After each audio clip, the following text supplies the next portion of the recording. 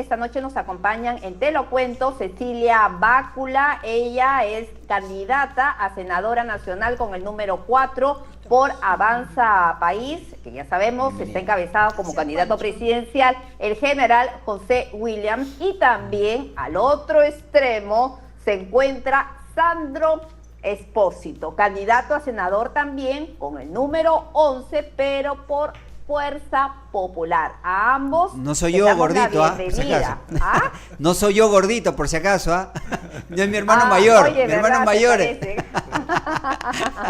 Sandro, gracias. Cecilia, gracias por estar con nosotros y por haber llegado bien. Yo estaba un poco nerviosa, a ver, decía, de repente se pierde, porque muchas veces nuestros invitados se pierden, pero bien, la próxima yo ya voy a estar en el estudio, ya estoy casi recuperada, pero bueno, Panchito, empieza la entrevista para que nos comente un poco sobre todo esto que está pasando y que está de cierta manera enrareciendo, ¿no?, la campaña electoral. De acuerdo. En el caso de Villaverde, de Grosso, ¿qué es lo que opinan ustedes? De acuerdo. Empecemos con Cecilia. Buenas tardes, gracias Cecilia por estar con nosotros en Te lo cuento. Gracias Pilar, me da gusto saber que ya estás casi del todo recuperada. Gracias Pancho por esta oportunidad. Lesión de futbolista ha tenido. También saludo, por supuesto, al señor Espósito, porque los que vamos al Senado, como lo habíamos estado conversando un momento antes, tenemos la conciencia de que queremos llegar al Senado para que haya una reforma y una dignidad mayor en la vida política. Lo que hemos escuchado ahora tanto de Samir Villaverde, que en el fondo desafía, ¿no es verdad?, desafía y trata de intimidar a un personaje. No sé si esas son las maneras que la política peruana quiere. Yo no los conozco personalmente, pero me parece que el país necesita propuestas y debate, no de chismes, sino de propuestas y debates de personas serias. De acuerdo, señor Espósito. Muy buenas tardes, gracias por la cordial invitación, Pilar, mi estimada colega, la señora Cecilia Bácula y Francisco, la verdad que nuevamente agradecido por la oportunidad. Sobre lo que acontece del señor Villaverde y el relacionamiento con el señor Grosso, candidato a la presidencia de la República, es una muestra más de que tenemos un deterioro en la clase política y hay una influencia negativa de ciertos personajes en el mundo detrás de los políticos del Perú, sean empresarios o sean personas que tienen un pasado oscuro como el señor Villaverde. O sea, relacionarse con el señor Villaverde ya per se, desde lo que conocemos de él, es dañino para cualquier persona. Y sobre todo para una persona, como sabemos que es el general Grosso, es un general que ha sido jefe de inteligencia de la Fuerza Aérea. Por tanto, el error cometido de relacionarse con el señor Villaverde, más allá de cualquier investigación que se pueda realizar y cualquier acusación posterior, yo creo que per se ya es un error garrafal para un candidato a presidente de la República. Ahora, entonces le está costando mucho y probablemente le va a costar en las próximas encuestas esa alza inesperada como outsider que tenía, ¿no? Y justamente él como argumento de defensa está usando, el señor Wolfgang Grosso está usando de que como él ha empezado a subir en las encuestas, ahora aparece ahí, ya está muy cerca de los que están ahí en el segundo y tercer lugar, en el tercer y cuarto lugar, mejor dicho, dice que es porque él ha subido y por eso que están empezando a atacarlo. ¿Es verdad? ¿Avanza País lo está atacando? No. ¿Fuerza Popular lo está atacando por eso? Por favor. No, de verdad yo creo que Avanza País no necesita desgastar su energía en atacar o revelar elementos de un candidato al que yo personalmente considero que no tiene las condiciones para ser jefe de la República, jefe del Estado. Y la política no puede ser la del ataque, sino la de la propuesta.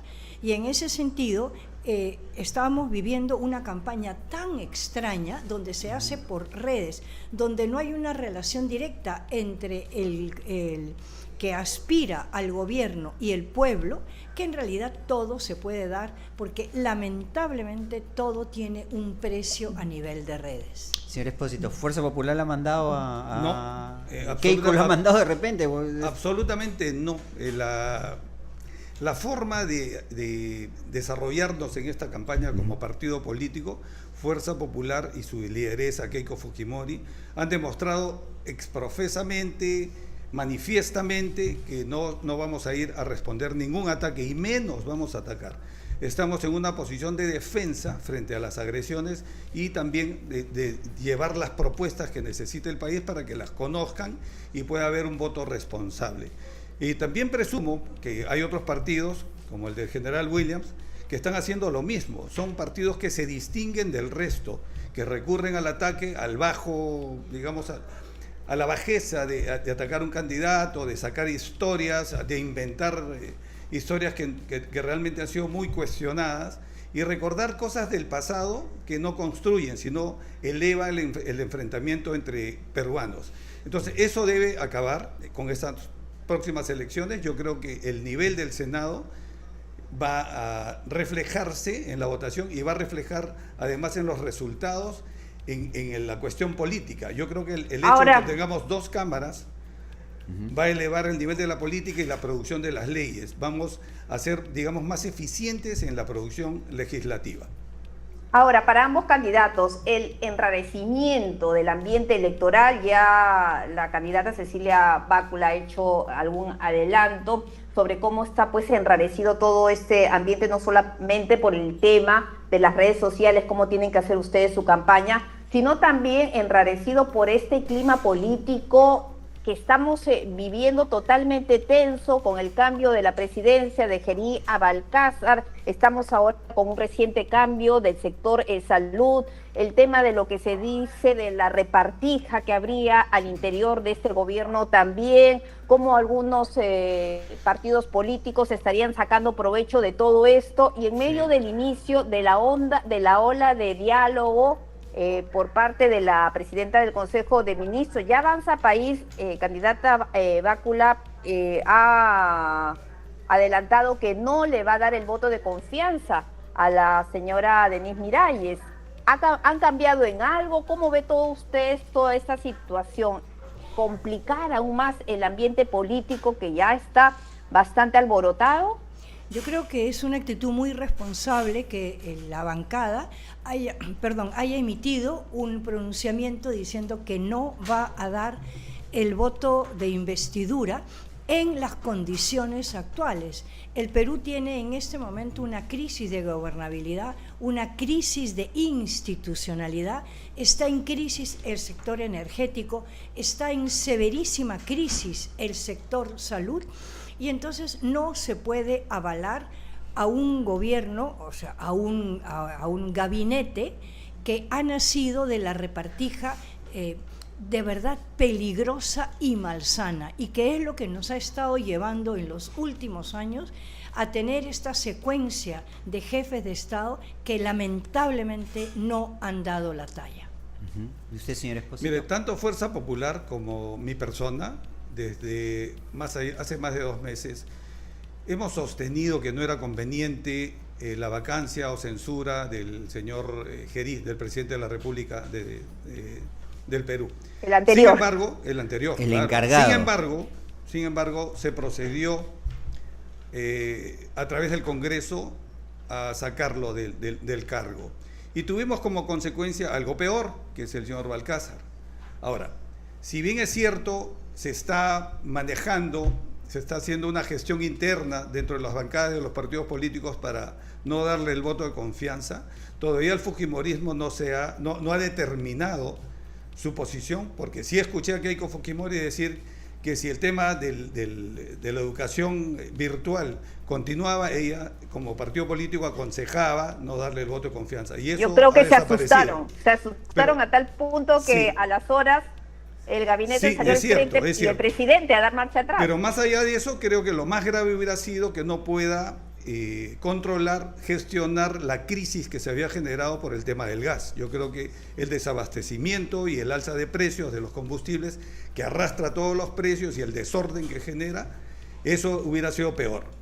Y por tanto, individualmente pienso yo, esto sí es personal, yo pienso que al señor Balcázar hay que vigilarlo hasta el 28 de julio y no hay que dejarlo hacer absolutamente nada que no sea trascendente en la economía del país, sino guardar la estabilidad hasta el día de las elecciones, y posteriormente que se dedique a hacer la transferencia de cargo con todos sus ministros. Va a tener el tiempo suficiente para hacer una buena transferencia de cargo, y en eso debemos fiscalizar para que el próximo gobierno tenga un buen punto de partida.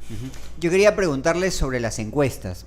En el caso del general William no aparece, está apareciendo pero de a poco. Aún creo que le falta, creo que la campaña no ha sido tan buena del general hasta ahora, está apareciendo de a poco. Quiero saber si ustedes creen en las encuestas, si usted no cree, de repente es una foto de momento, o como dicen, están pagando. Y en el caso de Fuerza Popular, en una encuesta anterior salía primera, Fuerza Popular primero, después el partido de López Aliaga, pero en la última encuesta de Perú 21 aparecen segundos. ¿Creen ustedes en las encuestas? ¿No creen en las encuestas? Por favor, señora Bácula. Yo no puedo decir si las encuestas son todas buenas o todas malas, o algunas un poco trucha, ¿no es verdad? Claro. Lo que yo sí tengo conciencia es que el general Williams asume la responsabilidad de la candidatura a la presidencia unos días antes de Navidad. Por lo tanto, esto significa que él ingresa, cierto, es con mucha fuerza, con muchísima determinación, pero ingresa con posterioridad a otros candidatos. Lo que yo tengo que reconocer es el empeño extraordinario de este hombre, héroe nacional, absolutamente probo, de ofrecer una propuesta de respeto a la ley, de seriedad, de probidad, de cumplimiento, y en algún momento estoy segura que de aquí al 12 de abril la población lo va a encontrar como una opción coherente. ¿Keiko está primero o segunda? Yo creo que estamos por ahí. Yo realmente no soy optimista, no festejo la foto de hoy en día, ¿no? Esto es como una carrera de largo aliento en la hípica, ¿no? No es una carrera de 1000 metros, sino de 3.600 metros. ¿Creen en la encuesta? Sí, no? Definitivamente sí, hay que darle valor a ciertas encuestas y a otras no. No es como López Aliaga, porque López Aliaga dice que ninguna, claro, ninguna vale, y solo la de él, que solo dentro del Partido de Renovación debe haber unas encuestas. Pero López Aliaga también ha dicho que Keiko Fujimori está siendo asesorada por Vladimiro Montesinos. Sí. ¿Usted qué opina de eso, de lo que dice? ¿Va a salir ya? Vladimiro Montesinos, en la base naval, suelten al crack. 1 metro de pared de concreto con una puerta de metal y con oficiales de primer nivel custodiándolo. Eso ya es una exageración, es una mentira. Está recurriendo a una falsedad, demagógica, como muchas otras que el señor López Aliaga ha hecho, ¿no? Por ejemplo, su plan de gobierno tiene 2 planes de gobierno, el que presentó oficialmente el 23 de diciembre al Jurado Nacional de Elecciones y el que anuncia en su código QR que lleva a todos los canales de televisión. Yo los he investigado, los he comparado, son 2 planes diferentes. ¿Y en qué se diferencia? ¿Hay alguna diferencia? El contenido, la forma, el fondo, algunas cosas, hay similitudes, pero hay diferencias. Entonces es una labor periodística que deberían hacer con todos los partidos. Hay que pasarlo por la IA, señor Expósito, porque usted es experto también en la materia. Sí, la inteligencia artificial le va a dar unos visos de claridad sobre esas diferencias. Y sí, es cierto, yo soy un experto en tecnología, trabajo en esto casi 40 años y pretendo llevar como candidato soluciones, impulsar leyes que utilicen la inteligencia artificial y promovamos la transformación digital a nivel de todo el Estado.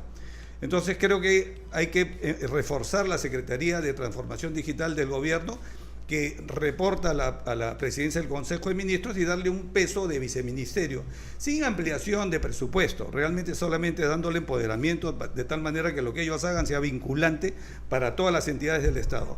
Y a la vez pretendo, al uso de la IA para todo el sector ejecutivo de las instituciones del Estado, el uso obligatorio. Esto va a permitir ser eficientes y ahorrar mucho dinero. Con datos que yo he extraído de la Contraloría General de la República, podemos reducir los gastos en consultorías, podemos reducir los gastos en asesorías y podemos reducir la corrupción por transparencia. Los sistemas siempre dan transparencia al ciudadano y eso podríamos estar hablando de 250.000 millones en los 5 años.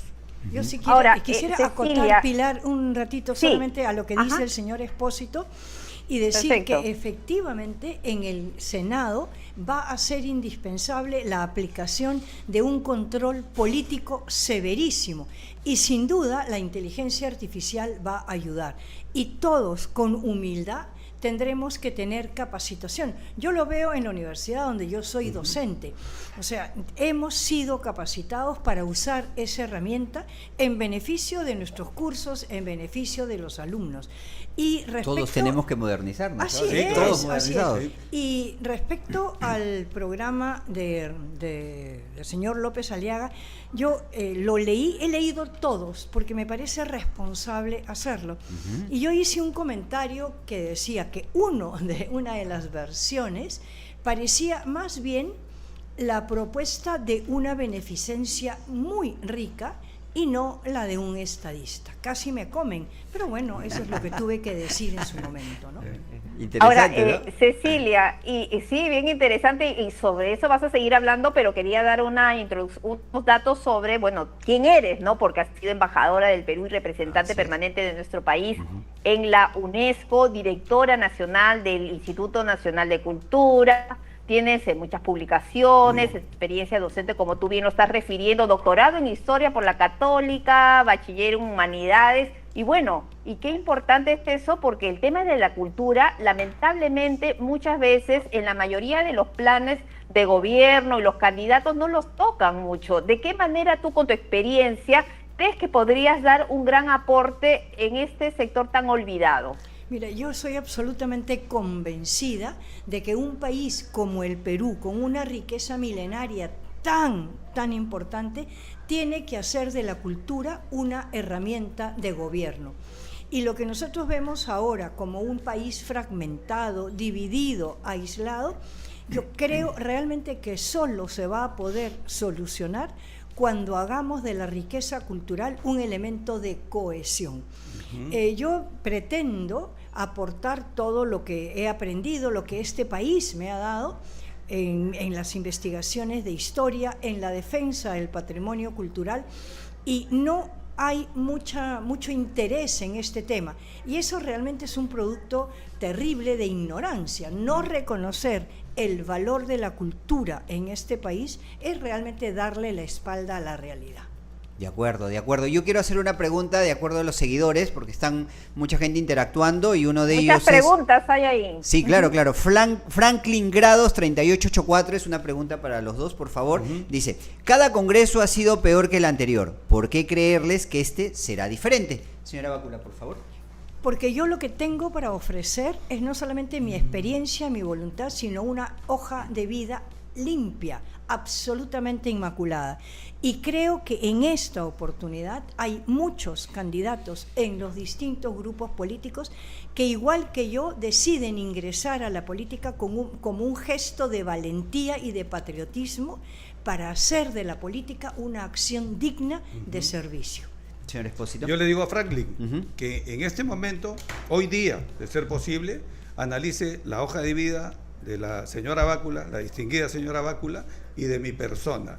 Y realmente usted va a ver que hay candidatos que valen la pena votar para que lleguen al Congreso de la República y sean el inicio de este cambio. Yo no trato de reventarme cohetes ni de vanagloriarme, pero yo creo que represento algo nuevo para el país. Una persona que ha trabajado para llegar donde ha llegado, o sea, ha ido de menos a más, de la pobreza a un estatus bastante cómodo. Tengo una educación totalmente pública, digamos en el 90%, la primaria, la secundaria, la universidad, la maestría, el doctorado y el CAEN, la especialidad en Desarrollo y Defensa Nacional. ¿Ahí no conoció al señor Grosso? No, yo soy promoción del 2004 y soy civil, a pesar de que he estudiado con una suerte de una mezcla de políticos con militares, ¿no? No fue uno de los alumnos, porque hay un alumno que dice que lo invitó para transferencia del gobierno, como, no sabe quién, no recuerdo. Tengo algunos amigos y que sí, todavía conservo, ¿no? De la milicia, son buenos profesionales definitivamente, ¿no? Las escuelas militares son a uno en el Perú, pero la conducta de algunas personas podría cambiar, ¿no? Ya fuera o dentro, ¿no? Pero son excepciones realmente. Y como decía la señora Bácula, y lo digo yo, lo sostengo, creo que llegó el momento de personas que hemos logrado cierta posición, aspiremos a trabajar por algo que es superior a cualquier pretensión personal. Estamos para brindarle servicios al país y encontrar ese camino de llevar a la realidad la esperanza que tienen ciertos jóvenes y ciertos adultos mayores y la sociedad en general. Perfecto. Ahora, ambos candidatos se preocupan por el tema de la educación. ¿No? He visto las redes de la señora Cecilia Bácula, habla que quiere impulsar o que sueña con un país donde todos tengan acceso a una educación que forme ciudadanos. Y también en las propuestas del señor Espósito se habla de las 0 consultorías, de los 20.000 millones de soles anuales, que parte de ellos serían destinados a la construcción de infraestructura en educación. En el caso de Keiko Fujimori dice que va a construir 2 colegios diarios. ¿Eso es posible? ¿Eso no es populismo? No, no es populismo. En la gestión del presidente Alberto Fujimori se hicieron 3.000 colegios. Y Keiko Fujimori ofreció 5.000 colegios en los 5 años de gobierno. Y bueno, 1.000 por año. Usted ha mencionado 2 por día. Bueno, que esa es una división aritmética, ¿no?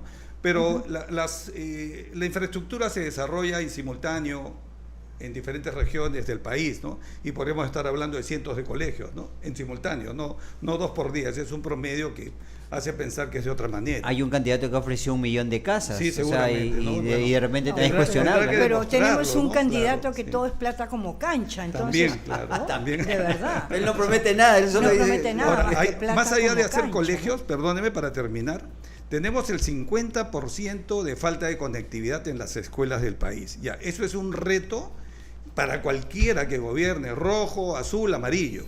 Realmente necesitamos conectividad para tener una educación moderna.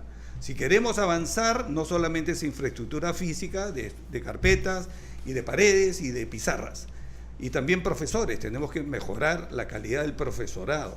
Entonces tenemos que apoyarnos en la tecnología, y si tenemos todo el país interconectado, que eso sí para mí es el principal reto que debe tener cualquier presidente, podríamos tener logros en los próximos 5 años, logros significativos. Yo tengo una preocupación muy severa respecto a la educación, porque estando en Lima yo veo la diferencia de capacidades, no de conocimientos, de capacidades con las que concluyen los niños la secundaria, porque los recibo, digamos, cachimbos en la universidad.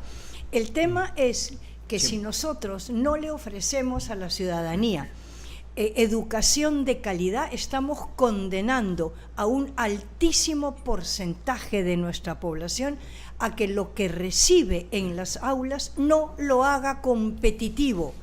Y eso es condenar a 1 o a 2 generaciones. La educación, además de infraestructura, implica inyectar en los maestros un alma renovadora, un alma de servicio, y volver de todas maneras a la recuperación de la memoria histórica y a la recuperación de los valores cívicos. Necesita nuestra juventud que el valor cívico, el amor a la patria, el conocimiento de nuestra historia sea parte de su esencia. Sin maestros comprometidos eso no es posible. Y sin una educación de calidad, ¿cómo vamos a poder insertar laboralmente a una población que no está en las grandes ciudades? Es un arduo trabajo que les queda por delante, porque la educación es algo importante. Efectivamente, nuestro país educación, salud. Se ha caído. Así es, educación y salud. ¿Usted cree, señora Bácula, que es posible estos 5.000 colegios que promete Keiko Fujimori en los 5 años de gestión? Yo no tengo por qué dudar de la buena voluntad.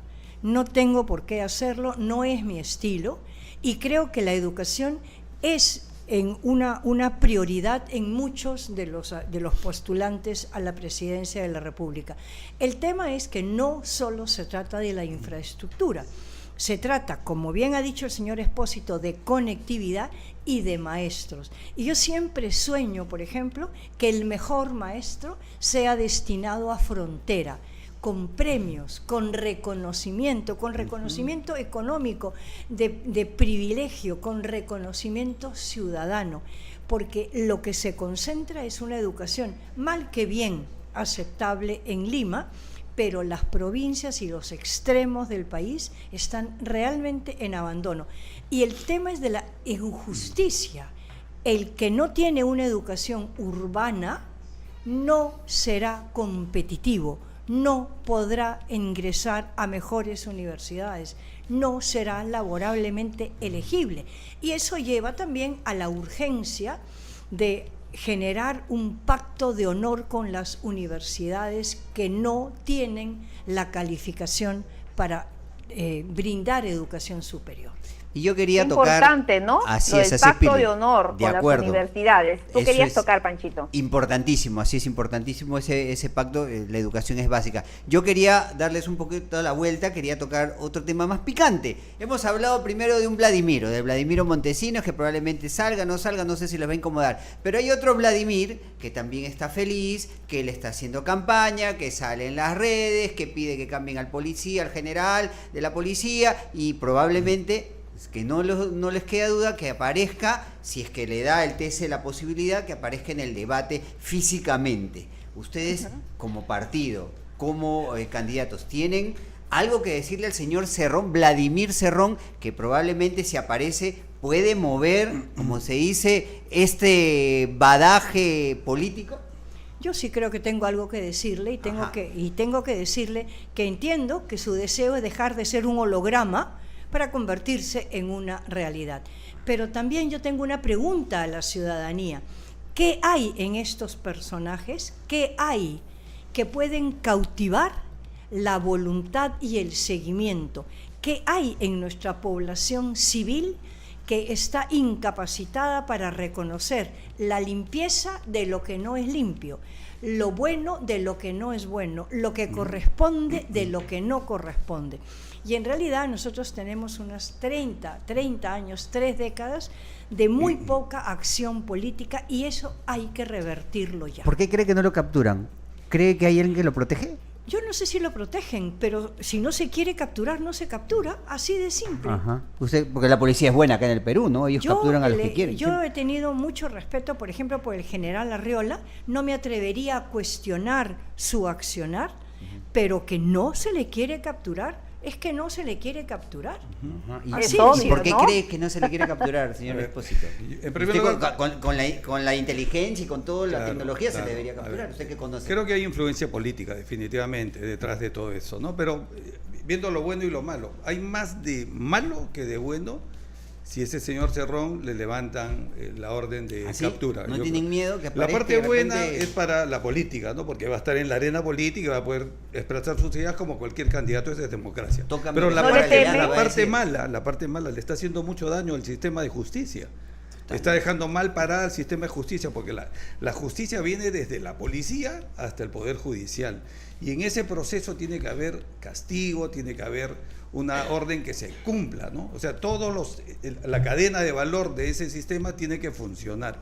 Y eso está fallando y está más que evidente. Y eso sería un daño casi irreparable. Ahora, todo el mundo va a tener plan B cuando tiene una denuncia. O sea, el plan B, ¿cuál es? Estar en libertad. Y que ahora le llaman buen recaudo, dicen. Buen recaudo, no, es un delincuente, es un prófugo. Y con la tecnología que usted conoce perfectamente se podría capturar, definitivamente, ¿no? tanto en la prevención, el seguimiento, ¿por qué no tenemos grilletes? Por favor, eso ya es tecnología pasada, ¿no? Y no tenemos grilletes en las piernas, o sea, eso es tecnología totalmente ultrapasada y no se utiliza. Podríamos localizar delincuentes sin ningún problema. Franklin Grados, nuestros seguidores comentan mucho, ha sido un programa bastante interesante con todos esos comentarios, también en las declaraciones de nuestros invitados. Nos dice, Cerrón, el prófugo menos buscado del país. Señor candidato Espósito, ¿no cree que Keiko Fujimori le temería la salida de Cerrón? Perdón, ¿le impediría la salida en la hipótesis? Temería. O sea, que salga Cerrón que salga Cerrón, no tendría recordando por qué temer lo que de que pasó salga en la campaña anterior con Pedro Castillo. No creo. Contra Keiko se ha dicho mucho. Yo creo que no hay mucho argumento, o no existe argumento de ataque que pueda mellar la campaña de Keiko Fujimori en estas elecciones. Creo que estas son las elecciones más tranquilas para el fujimorismo, porque todo lo que se dice es cuestión repetida. Porque el antivoto sigue siendo bastante alto, más de 40%, es la candidata que tiene más antivoto. Pero ha bajado, yo creo puntitos. que el antivoto, el antifujimorismo ha bajado, y ese porcentaje que ha bajado podría ser significativo para la victoria.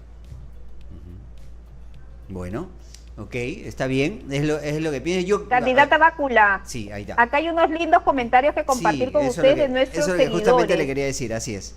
Sí, Pilarcita, hay varios comentarios. 857 dice, saludos a la doctora Cecilia Bácula. La recuerdo cuando mi padre, segundo Lano Carranza, me llevó al museo del BCR, del Banco Central de Reserva. ¿Qué le responde a nuestra seguidora, una de las que siempre nos ve todos los días, además? Le respondo con emoción y con gratitud, y en realidad esa es una de las respuestas hermosas de que uno a través de la cultura puede sembrar buenas relaciones, respeto por el patrimonio, amor a la patria, amor a la historia y sobre todo respeto a la verdad, ¿no? A la verdad, como lo ha dicho el señor Espósito, a que no se dañe la honorabilidad del sistema de justicia, que todos tengamos un sentimiento de futuro teniendo al Perú como matriz.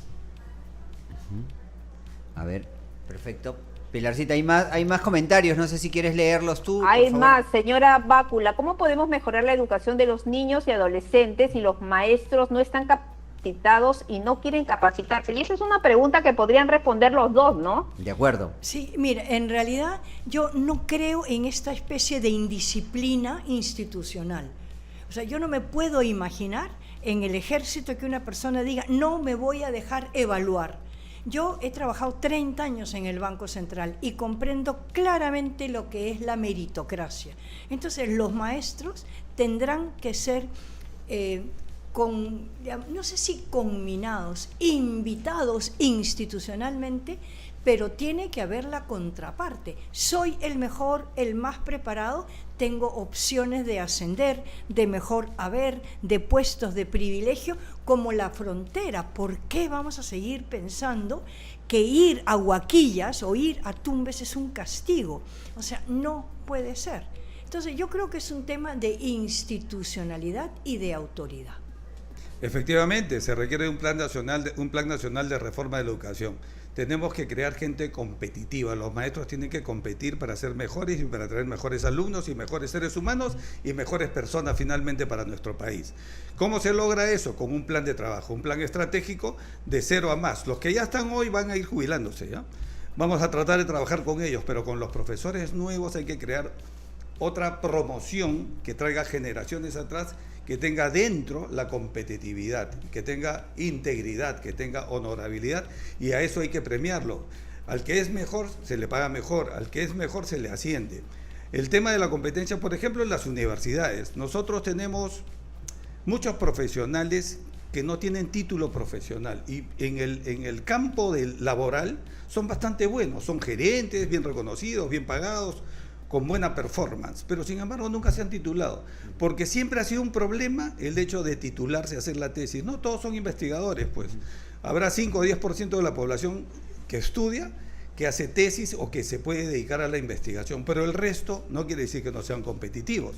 Entonces, ¿cómo generamos competencia en las universidades? Haciendo un cambio en la ley. Meritocracia. Meritocracia. Que digamos, el tercio superior, al terminar los 5 años de estudio, que ahora son 5, que con la inteligencia artificial se va a ir reduciendo en el tiempo, o sea, le estamos quitando algo de negocio a las universidades, se podría, con un trabajo final, ya sea por empirismo, por haber trabajado en sus años paralelamente, se puede hacer un trabajo final y a la vez quedar en el tercio superior y se le da el título automáticamente. Eso va a generar competencia para quedar en el tercio superior y vamos a tener profesionales estudiosos. Bueno, son cambios que se pueden ir introduciendo para generar competitividad. Lo que dice el señor Espósito es interesante, pero yo tengo un planteamiento distinto. ¿Por qué tenemos que pensar que una vez que uno termina el colegio tiene que ir a la universidad? Sabiendo que se ingresa a universidades con un enorme esfuerzo económico familiar para terminar sin el título o con algo peor, que es tener un título que no es competitivo, que no es reconocido. Sí. Perdón, yo creo que al país le falta hacer una inversión de voluntad y de dinero en carreras técnicas. Cierto. El Perú debería exportar a los mejores técnicos en todo. O sea, en todo, en lo que pueden ser, digamos, los oficios. que en el mundo entero faltan y que nosotros deberíamos proveer al mejor gafitero, al mejor soldador, al mejor experto en redes, experto en cámaras, experto en iluminación. Y lo que sucede es que esos chicos se van haciendo en el día a día, pero no tienen un respaldo institucional. Una reforma a favor de la educación técnica sería un salto cualitativo extraordinario. Es interesante porque en otros países justamente requieren eso. Muchos peruanos viajan y lo que más requieren a veces es la parte técnica. Pero ya que hablan de educación, hay alguien que no le va a gustar que toquen el tema de la educación y los títulos, como es el señor Acuña, porque él tiene su universidad y el señor Luna también, y a ellos no les va a interesar, por lo menos que hagan ese tipo de reformas, porque ellos prefieren manejar esta situación como está. Y además, quiero preguntarles a ustedes si creen que el señor Acuña está dentro de este pacto mafioso que está manejando el país actualmente entre el señor Acuña, el señor Luna y el señor Cerrón. Por favor, señora Bácula. A mí no me importa que algunas personas poco honradas les afecte lo que uno propone. ¿Estamos hablando del señor Acuña? Sí, puede ser, y además si no le gusta, bien por ello, ¿verdad? Yo no conozco su aspecto personal, solamente me remito a comprender que la educación entendida como un mal negocio es solamente una traición al Perú.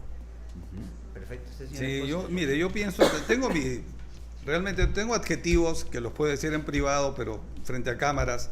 Yo creo que no, de ninguna manera. Yo creo que en un buen tono tenemos que ser responsables ahora frente a los 36 candidatos. Dicen acá. Saque el sable, dice, señor Espósito. 36 candidatos que no todos merecen pues el voto. Pero está tercero, está de acuerdo, está cuarto, él está ahí. Porque tiene un aparato publicitario muy grande, despliegue con dinero, ¿no? Eso es notorio, o sea, tiene anuncios por toda la ciudad, por todo el país. Pero eso es suficiente, creo, como yo creo que la mochila que tiene. Yo creo que se aprovecha mucho de la falta de conocimiento y de... Trujillo es un desastre, el norte es un desastre. De las personas, ¿no? Del votante en sí, ¿no? O sea, él busca manipular a las personas y lo logra en el corto tiempo de una campaña, lo logra. Por ejemplo, tiene acusaciones de que está manejando el país a través de ministerios y recomendados hace mucho tiempo y se mantiene. Pasa un gobierno que hay un presidente, llega otro, desde lejos él políticamente dice estoy en la oposición, pero sin embargo se ve que participa dentro del gobierno, quiere decir que tiene un doble discurso. Y eso ahora ha salido, ¿no? Ya salió el ministro de Salud. Sí, claro, y también ha salido el presidente de Salud también ha salido. ¿no? Exacto, que es una entidad casi ministerial. Un paréntesis sobre ese tema, porque estaba leyendo que usted ha tenido experiencia también, me parece, en salud, y eso me daba pie para que nos comenten ambos sobre la crisis que se está viviendo en el sector salud. En el salud, por ejemplo, los pobres pacientes, los niños que sufren de diabetes y que necesitan de insulina para vivir, lamentablemente no la encuentran. ¿Qué dicen ustedes a todo ello? A ver, yo no tengo experiencia en el sector salud, pero soy una ciudadana preocupada, ¿no es verdad? Entonces, un Estado que no es capaz de aportar una respuesta inmediata a temas de salud es absolutamente ineficiente. Y estamos comprobando que todo es producto de verdad de la corrupción. Este no es un país pobre, es un país rico donde hay exceso de ladrones. Y es por eso que en el Congreso el control político tiene que ser radical. Como tú lo dijiste, Pilar, con sable, pero una vez que estemos en el Congreso. Yo he estado hace 15 días en Iquitos por un tema académico y necesité una atención médica mínima, o sea, una cosa mínima, no hay. El mejor médico es tu avión a Lima, y eso no es posible. La realidad. A una persona que tiene un problema cardíaco en Tumbes, se la han llevado a Chiclayo en auto porque no hay respuesta. O sea, eso es indigno, eso es injusto, eso es absolutamente una actitud de traición a la patria. La candidata Bácula ha sacado su sable, usted también saca el sable. No, por supuesto, ¿no? Lo tenemos guardado. Salud es una acá está institución mi sable, mi lapicero es mi sable. Salud es una de las pocas instituciones que tiene un presupuesto vasto, realmente es suficiente, son 17.500 millones de soles y podría atender todos los programas y la atención a los asegurados. Ya. Y no lo hace, ¿por qué? Porque es un problema de personas, de gestión. O sea, es un negocio para los que llegan y de corrupción. Es correcto, pero es un problema de gestión, ¿no? Una persona, la persona adecuada no va a robar, la persona íntegra no va a robar y se va a preocupar y va a vivir con su salario. O sea, el buen profesional vive con su salario y hace el trabajo que le corresponde. Pero tan difícil, como dicen algunos, esa frase conocida por los dos seguramente también, tan difícil es caminar derecho. ¿Cuántos presidentes de salud han pasado que han tenido que ser expulsados, renunciados, como en este caso del señor Segundo, porque se ha visto todo el escándalo en el que han incurrido? En el año 97, hace muchos años que yo trabajé en salud durante 6 años, yo trabajé en el área de tecnología, que es de donde yo provengo, y compramos sistemas para control de almacenes de medicinas que hasta ahora están allí, pero bueno, no sé si lo habrán refrescado, lo que le llamamos upgrades, pero en ese momento evitamos seguramente no se lo han dado porque evitamos muchas pérdidas, muchos robos nuevos porque ahí está la plata. Sí, evitamos pérdidas, robos de medicinas. También mejoramos el control logístico de la adquisición de bienes y servicios. Pusimos el sistema SAP, es un sistema alemán muy caro, pero que era lo adecuado para salud. Y además, creo que en la gestión creo que era el señor Perales, el presidente ejecutivo, construyó muchos hospitales. Creo que en la ciudad de Lima hizo 5 hospitales y no se ha vuelto a ver obra similar. Eso es lo que quiere decir que no es un problema de dinero, sino es un problema de gestión, como usted dice, de corrupción. Y por eso que salud es lo que es hoy en día, se ha ido deteriorando en los últimos 25 años. ¿Y no sería también un problema de falta de sanción? O sea, una sanción radical. Yo no tengo la posibilidad de imaginarme cómo es que estos funcionarios sueñan con que la impunidad los va a acompañar la vida entera. O sea, tiene que haber una sanción radical.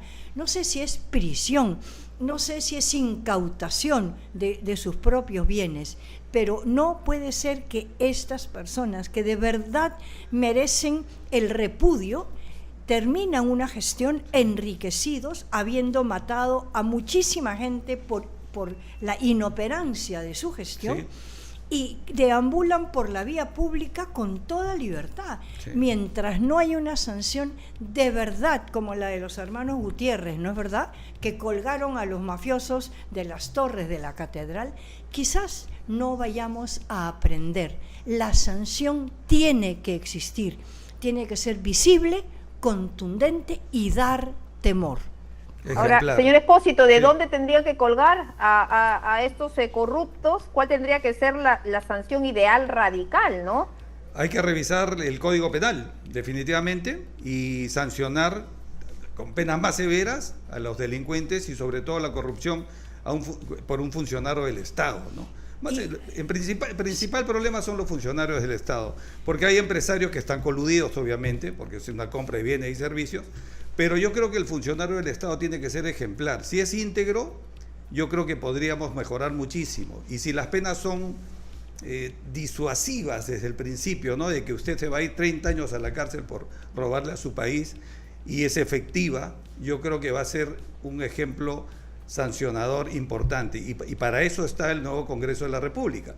Yo creo que debemos hacer revisión de los códigos, tanto civil como penal, y mejorar las leyes. Solo voy a recordar un caso de un tipo de criminalidad en los años 90. Existía el secuestro, como hoy día hay extorsión y sicariato. Y Alberto Fujimori cambió la ley, el Código Penal.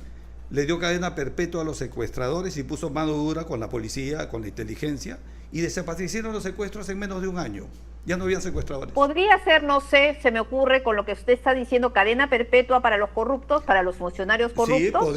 Sí, podría ser, tipificar eso, estudiarlo, porque eso tiene que ser un acuerdo de bancadas, definitivamente, ¿no? Y con abogados, con gente preparada, para ver cuál es el alcance, cuál es la medida en que podemos ir ejecutando unas medidas más severas. En otros países hay hasta pena de muerte. ¿No? Claro. Singapur a los funcionarios públicos le dan yo pena creo de que muerte. creo que lo que digamos señala el señor Espósito es real, pero desde el año 90 al 2026 la criminalidad no ha disminuido.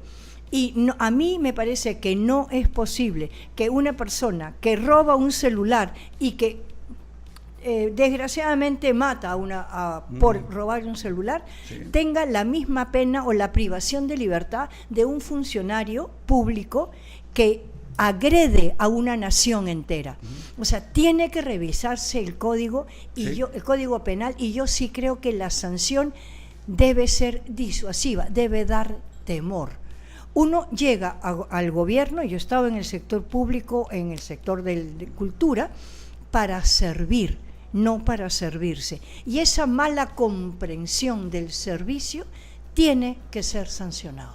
Ahora, el cáncer, obviamente, del Estado peruano hace muchos años es la corrupción.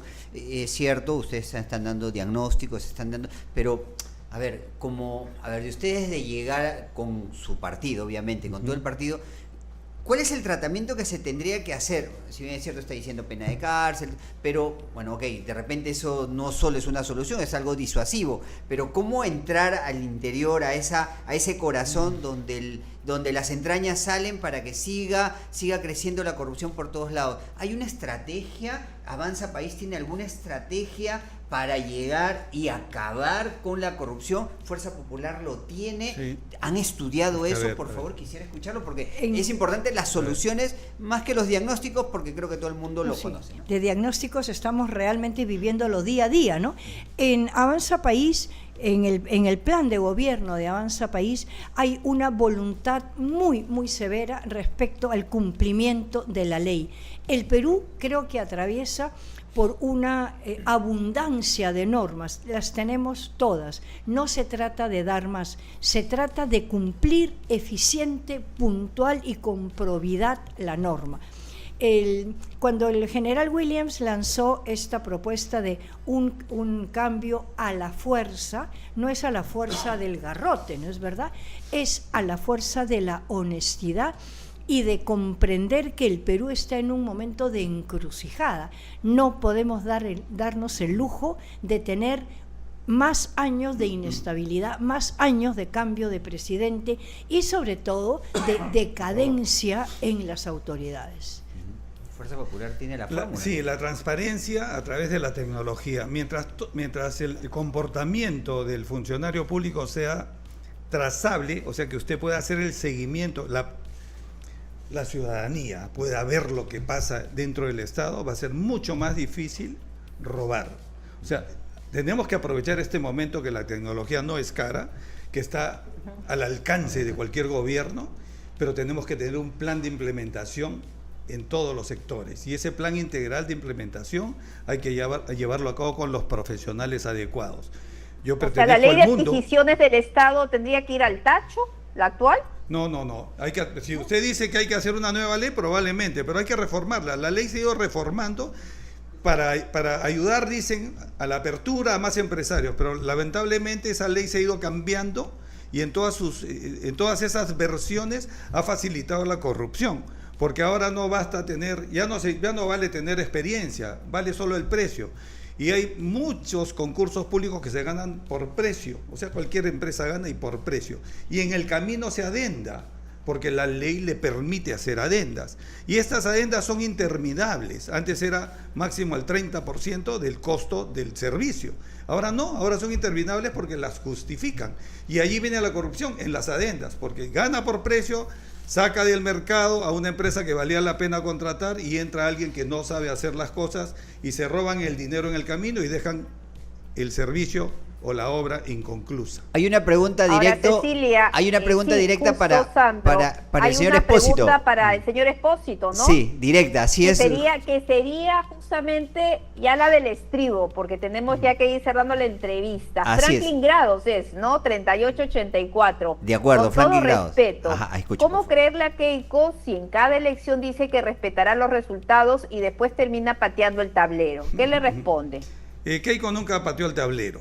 Keiko ha respetado las elecciones a pesar que puede haberle dolido el resultado, porque perder hay que saber asimilarlo. ¿Hubo fraude la elección anterior? Me pregunta... Sí, la pregunta va directa a mí. Claro. Yo pienso usted que las dos... es tecnológico, que sabe de tema de en los dos últimos artificial procesos y todo electorales sí creo que hubo metida de mano.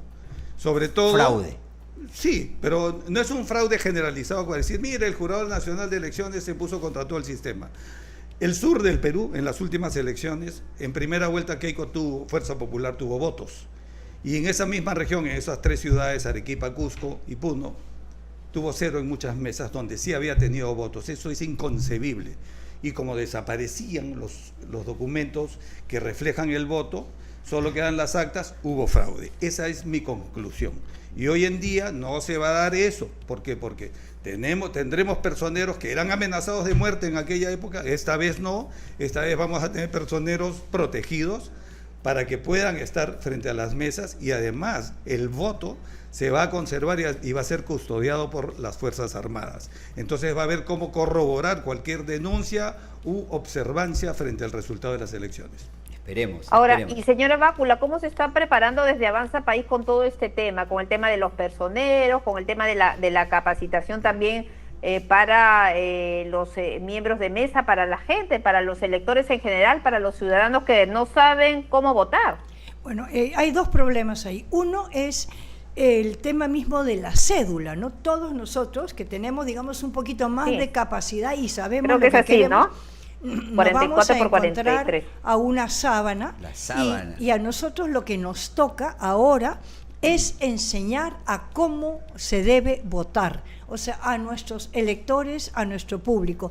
En ese sentido, yo me sorprendo de cuánta gente joven se acerca a Avanza País para inscribirse como personeros o en los Zooms que se hace para enseñar a votar.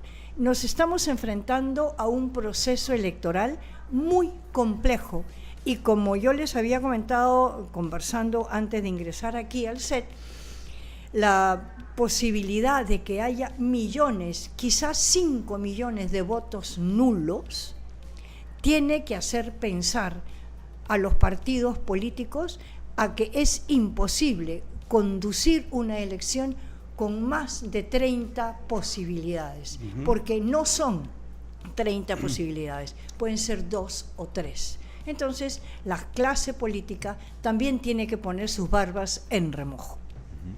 Perfecto, Pilarcita. Tendrás las ya del el mensaje estribo. final, ¿no? El mensaje final de ambos candidatos. Gracias. Ya tú manéjalo, Panchito. Yo tengo una del estribo para... El estribo, para- a ver, cuéntame. La del estribo. El general Williams va a seguir haciendo campaña como la está haciendo, o va a haber algún cambio. Ayer tuvimos una candidata que, por cierto, ella se equivocó, dijo en vez de en vez de general, se equivocó de general, Qué fuerte, que es algo que puede ocurrirle a cualquiera, pero bueno, en fin, lo que digo, ella dijo que iba a haber algún cambio en la campaña en estos últimos, porque tienen que ponerse las pilas, desde mi punto de vista. Efectivamente, el general y luego la pregunta por esto. tiene una capacidad de trabajo impresionante y está haciendo algunos ajustes, porque, por ejemplo, vamos a estar en Arequipa la próxima semana y sí hay una voluntad de retomar, digamos, con mucha más energía, porque es un personaje que tiene que hacerse conocido fuera de las esferas de Lima.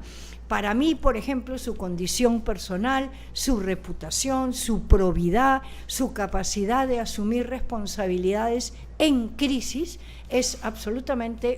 son elementos absolutamente positivos. Pero eso implica que además tiene que hacer a nivel de partido una campaña muchísimo más dura en lo que nos queda antes del 12 de abril. Perfecto. Y usted, señor Espósito, la del estribo, para que después puedan hacer su despedida. Mensaje final. Así es. La señora Fujimori ha paralizado un poco la campaña porque ha viajado a Chile, invitado por Antonio Katz, Sí, que ha claro. estado allá.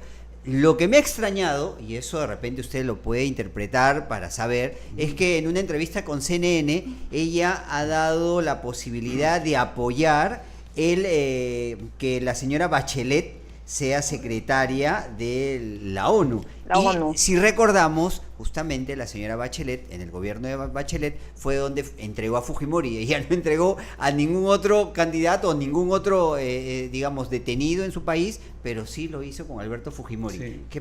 ¿Qué sucede? ¿Ha cambiado, ha girado? ¿Ha querido quedar bien la señora Fujimori con CNN? Yo no veo un cambio. Yo creo que es una respuesta de diplomacia, en primer lugar, porque Naciones Unidas no es un Estado, ¿no? Bachelet ya fue jefe de Estado. Para ser secretario general de Naciones Unidas, cuyo objetivo es la paz mundial, se requieren otros requisitos. Y son muchos candidatos que son filtrados a través del Consejo de Seguridad y posteriormente votados con voto secreto por la Asamblea General de todos los países que pertenecen a las Naciones Unidas. Es todo un procedimiento y habrán más candidatos. Y Keiko Fujimori habló incondicional. Habría, sería, evaluaría. O sea, ha sido educada, nada más. Por supuesto. Porque me extrañó. Diplomática. Por supuesto. Sí, está en Chile, recuerden. Está en el país chileno. Pero parecía ya que se sentía ganadora. Sí. Vamos a trabajar está haciendo de un manera papel coordinada, cooperación internacional. Que le corresponde y hay que agradecer. Yo creía que era la próxima presidenta de nuestro país. Hay que agradecer las invitaciones a nivel de Estado, ¿no? Y hay que asistir mientras se pueda. No ha hecho un alto en su campaña porque ella no descansa. Realmente creo que duerme en un auto, duerme en un avión y otras cosas más que van acompañadas a la falta de tiempo por dedicarse a la campaña a nivel nacional. Excelente. Ya, ahora sí, Panchito, Cecilia, luego Sandro, ambos candidatos para su Muchas gracias mensaje de despedida, por esta para que convenza a que Mi vote por nombre ustedes. es Cecilia Bácula y voy como candidata de Avanza País al Senado Nacional con el número 4.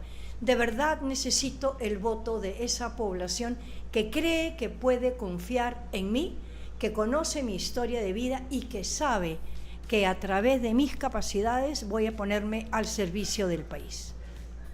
Perfecto. Muchas gracias. Por favor, señor Ahora Espósito. el señor Espósito. Quiero dirigirme a las personas que aún no han definido su voto, que son indecisos y que a última hora, probablemente faltando unos días, toman la decisión por quién votar. Lean con tiempo a cada candidato, la información está en las redes, pueden sacar algunas conclusiones. Soy Sandro Espósito, candidato de Fuerza Popular al Senado Nacional de la República con la letra K y el número 11. Repito, la letra K y el número 11. Vamos por un nuevo camino y por un nuevo destino. Muchas gracias.